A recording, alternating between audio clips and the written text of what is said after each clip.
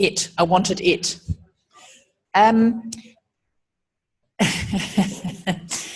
So, any questions? We'll just wait for... Yes, Shona? Scoopy? Yeah. Yeah, that's... Go. Could you talk us through some technique with the Scoopy? Yeah. So the Scoopy movement is quite technical, and we'll keep doing it.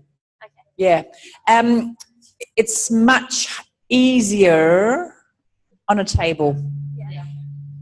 The friction factor, as we discussed, can make the floor difficult. And some of you were doing it really nicely. It's very, very, very useful thing. Did you have something to say about that? No. Oh, we've got the skeleton here. Question about internal. Yes. Internally rotated. Okay, so we've got another question. Is that answer? So that's the answer, is that we're going to keep coming back to it. So, shall we put him up on the table?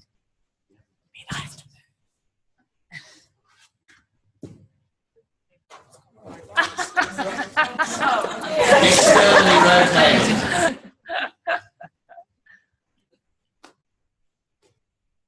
Internally rotated hip joints. Externally. Yep. Thank you. Stick it in my pocket. Oh, okay. So, that's that one. I got the legs right? Yeah. So can you help me just demonstrate? Have I got them back to front? Oh, that's upside down. Are you sure? Oh, yes, there's a trochanter. Funny, isn't it? When they're upside down. Yeah. Don't ask me about lefts and rights. No, can't do it. we're both dyslexic, so that doesn't help. So usually, if people's feet are like this, out to the side, what kind of person would have very externally rotated hip joints? A dancer, for example. And awesome people? Horsey people. Not sure about that. I'm not a horse person. Yes?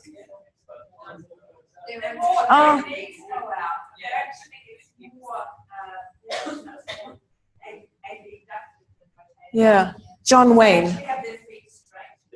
Yeah, John Wayne is a typical example of bowed legs like this.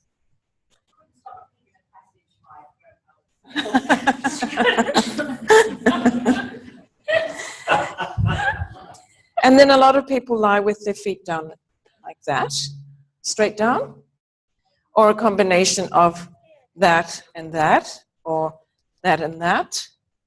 And a lot of people lie like this. So that means what? If you're standing with like pigeon-toed, where are your knees? Rolling in, and following through to the femur, into the hip joints, rolling in. Does that make sense? Yeah. And if you're like that, they're rolling out. So, ballerina, the hips are rolled outwards like this. And someone who's a little pigeon-toed is like this. Can you see that the hip is rotated inwards?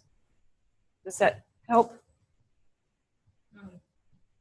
So a lot of people who do have pigeon toes or who pronate a lot, where their arches are collapsed and they're walking on the inside edges of their feet, their knees would be rotated inwards probably.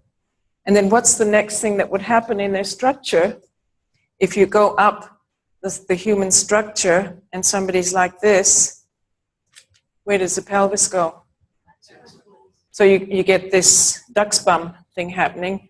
And then what about the next stage is, I'm exaggerating, of course, but you'd get a depressed sternum. Sternum?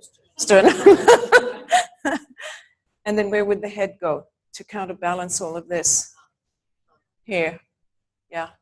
So that's the exaggeration of internally rotated hip joints. Absolutely. How do you think? Pretty happy. Yeah. And sometimes very shy people have this internal attitude, you could say. People who are self-conscious, teenagers, girls whose busts have become very big very suddenly and they want to hide their breasts. What else? Nursing mothers. Nursing mothers, yes, absolutely. But externally rotated people have, also got, what kind of problems would they have?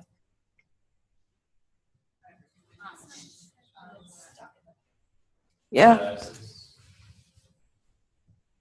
Sunken pelvis up at the front. Could be that. People who walk from their sex. As Moshe would say. Or they're there, which is what? Your extensors are working 100% just about all the time to stop you from falling. So it's interesting. I mean, feet fascinate me because they just say so much about what kind of things to expect as you go up the skeleton, whether people are lying face down or face up. When I'm working with singers, the first thing I say is, let me see how you would stand if you were at an audition. Yeah? And if they're on their heels and they're fully extended, what's that going to do to their neck and voice? So you can hear it in my voice already if I'm back here ready to sing.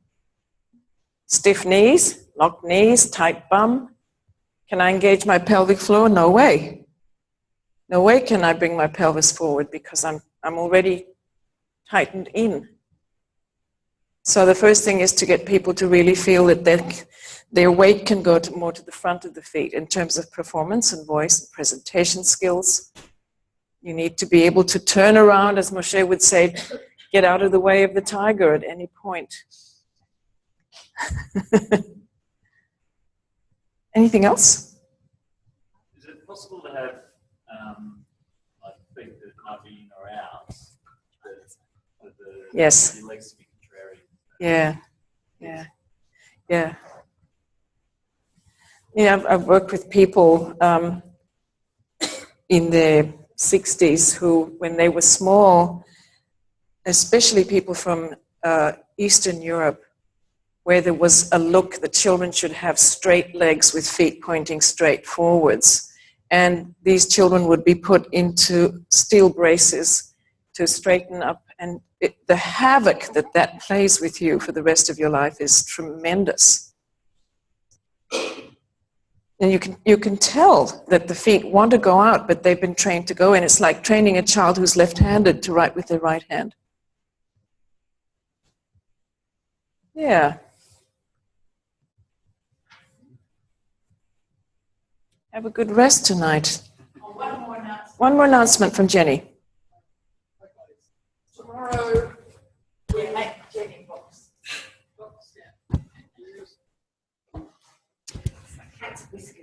You remember in your activities for between segments, as well as preparing to teach a lesson, you were asked to think about a target group and what might be a half a dozen lessons that you could offer as a series to that group.